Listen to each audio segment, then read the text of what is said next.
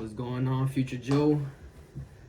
Today's August 16th, 2024, which means it's also your brother's birthday. He just turned 11.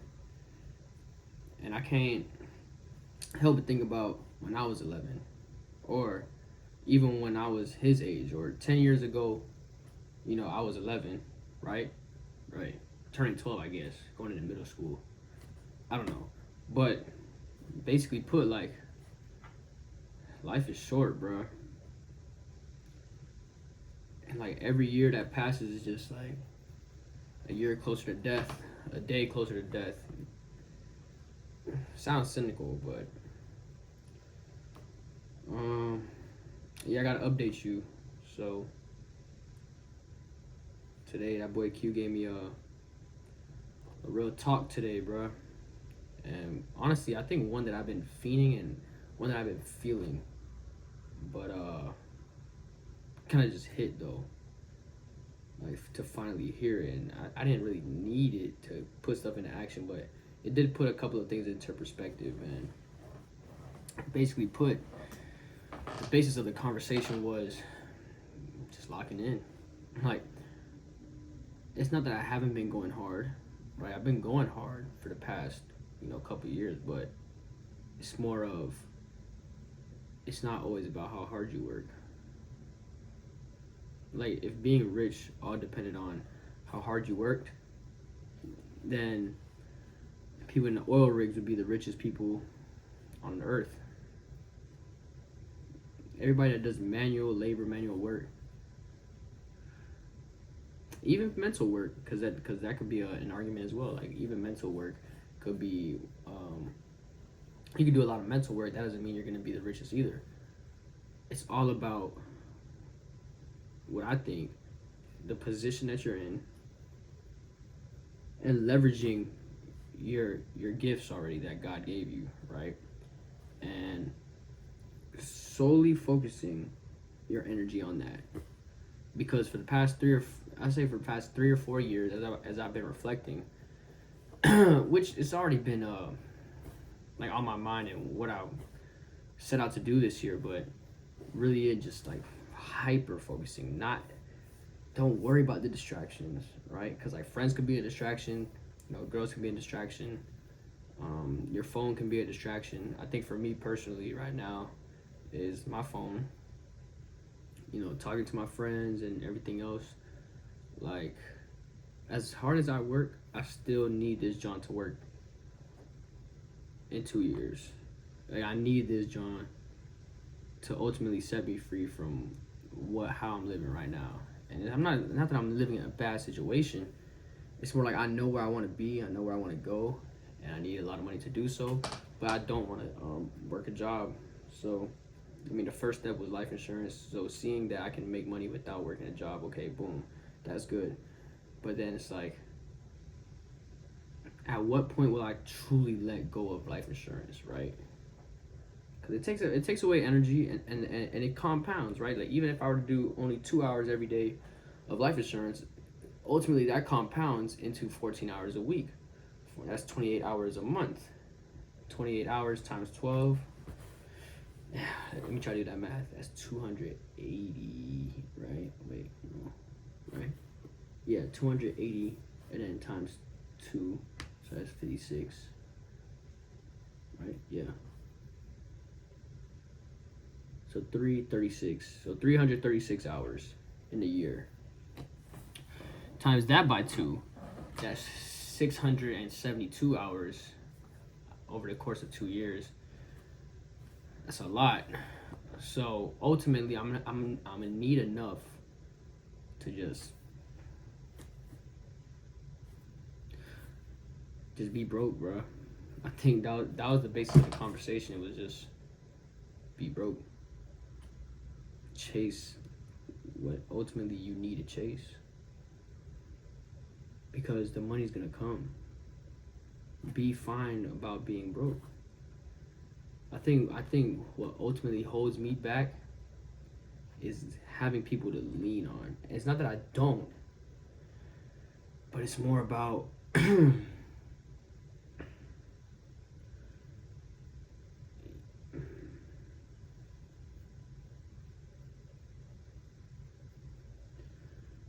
it's more about accepting the fact that I'm in a low position and asking people for help and constantly asking like, hey, can I get $10? Hey, can I do this? Can I do that?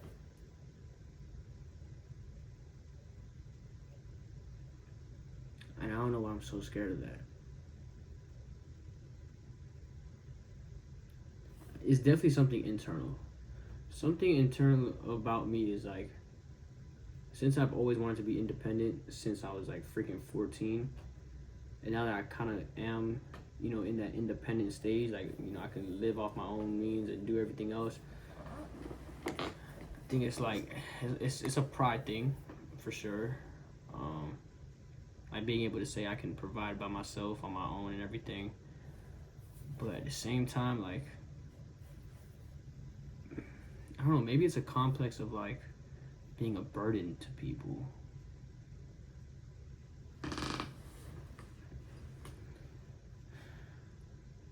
Like, I don't like that feeling, And when I first was out of high school, went into my gap year, that was a tough year for me.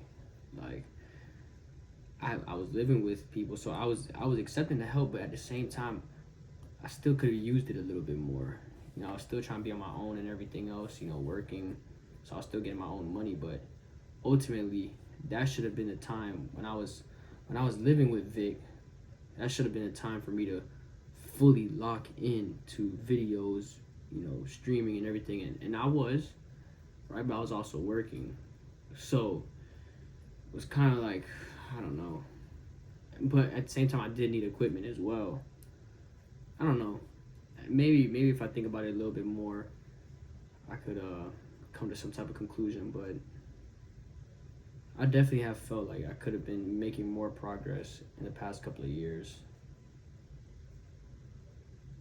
And I try not to dwell on it too much, but it's just something to reflect on. It's not something to put me in the dumps about. The past has already passed. Everything has already happened. I can't go back and redo it. So I can only control today. Now, with me being in debt, college, school, and having a place to live and all these different things, this is the perfect time to just be broke. It's the perfect time, as bad as it may sound, to leverage those who aren't going to do anything.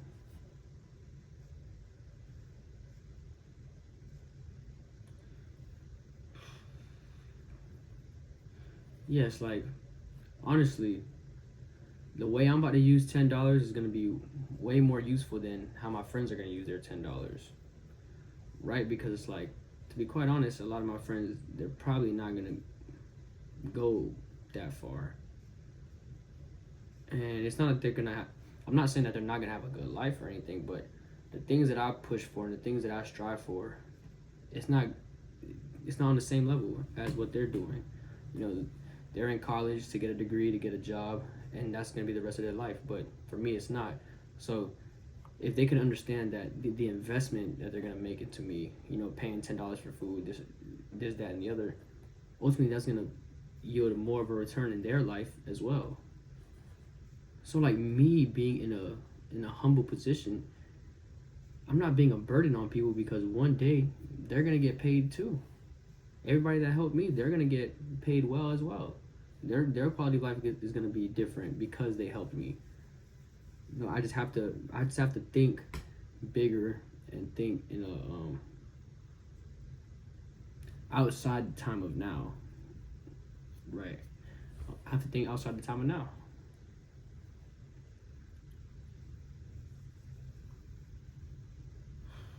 It's tough though.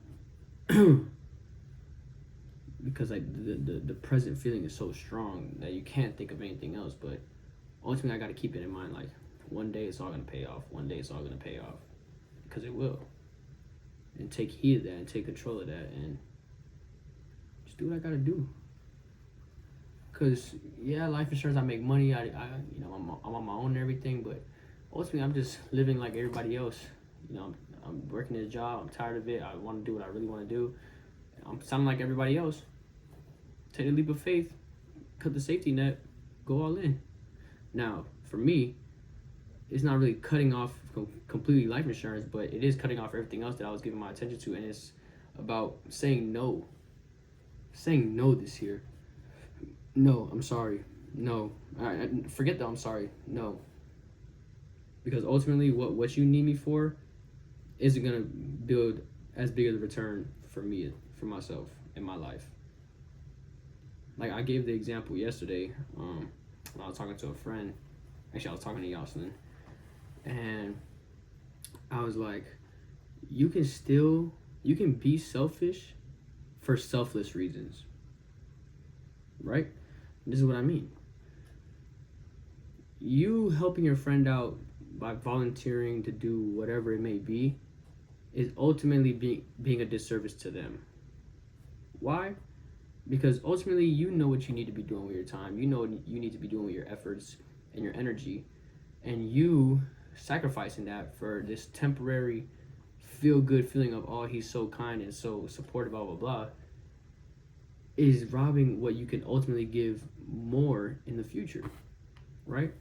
It's like, if I volunteer, I'm not putting time into what I need to do, make videos, do whatever, to ultimately fund or even help them build whatever they want to build in the future once I have higher leverage in status, finances, whatever it may be.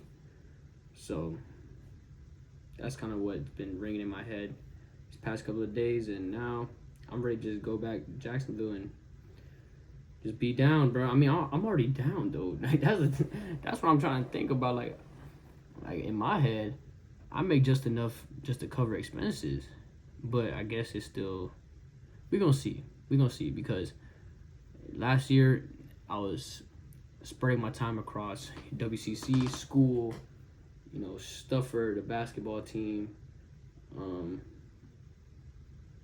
my YouTube, life insurance, gigs. So like those two are how I was making money. But I think now it's just ultimately cutting off gigs, because that takes a lot of time, right? Like 10 hours just to make a couple of $100. It's cutting off that and ultimately just going all in and really depend on people financially, honestly.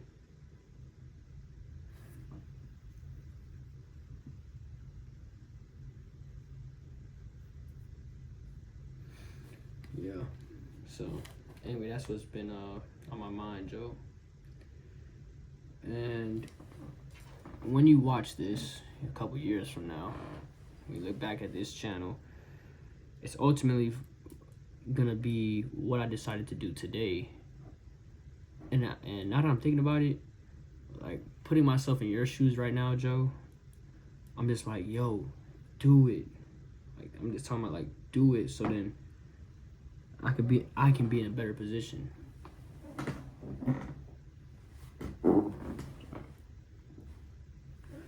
Like, do what you gotta do so I can be where you want to be now. Right? Does that make sense? Like, if I'm 25-year-old Joe and I'm watching this video, I'm gonna be hoping that, I hope he does what he says he's gonna do. Because like in an alternate universe, if older Joe is not living the best way, and he has another chance, like if he had a chance, and he sees 21-year-old Joe to tell him do this and that, I don't know. Too self-conscious. Just lock in. I'm not gonna waste no more time. I'm just gonna lock in. Joe, future Joe, thank me later.